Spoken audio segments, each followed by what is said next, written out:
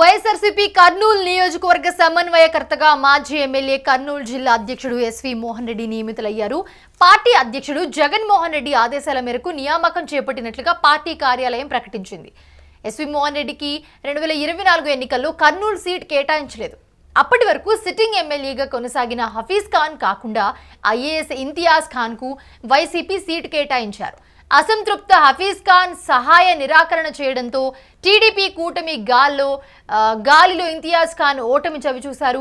అయితే ఎన్నికలలో ఓడిపోయిన ఇంతియాజ్ అహ్మద్ పార్టీకి రాజీనామా చేశారు.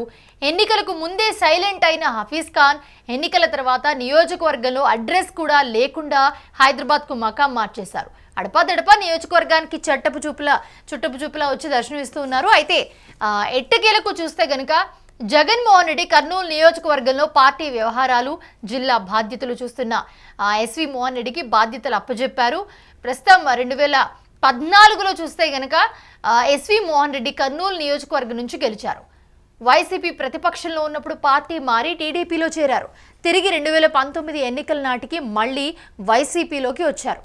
2019 అంటే ఆ టైం మధ్యలో చూస్తే కనుక 2019 ఎన్నికల నాటికి మళ్ళీ వైసీపీలోకి తిరిగి వచ్చారు ఆయన. 2019 నుంచి 2025 వరకు పార్టీ అభివృద్ధి కోసం, పార్టీ బలోపేతానికి కృషి చేశారు. వైసీపీ అధికారంలో ఉన్నప్పుడు ఎస్వి మోహన్ రెడ్డి సతీమణి ఎస్వి విజయ మనోహరి కర్నూలు డీసీసీబీ అధ్యక్షురాలిగా నామినేటెడ్ పదవికి కేటాయించారు. పార్టీ అధ్యక్షుడు జగన్మోహన్ రెడ్డితో ఎస్వి కుటుంబానికి సన్నిహిత సంబంధాలున్నాయి. గతంలో పత్తికొండ వైసీపీ టికెట్ కోసం ఎస్వి మోహన్ రెడ్డి ఆయన సోదరి మాజీ ఎంపీపీ నాగరత్నమ్మలు సీట్ కోసం ప్రయత్నాలు చేశారు.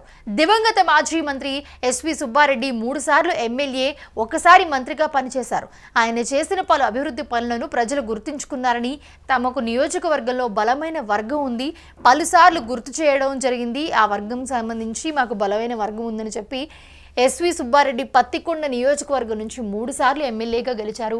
కర్నూలు జిల్లాలో ఎస్వి మోహన్ రెడ్డి కుటుంబానికి కర్నూలు, పత్తికొండ, నంద్యాల అలాగే ఆళ్లగడ్డ నియోజకవర్గాల్లో బంధుత్వం, బలమైన అనుచరగణం ఉంది.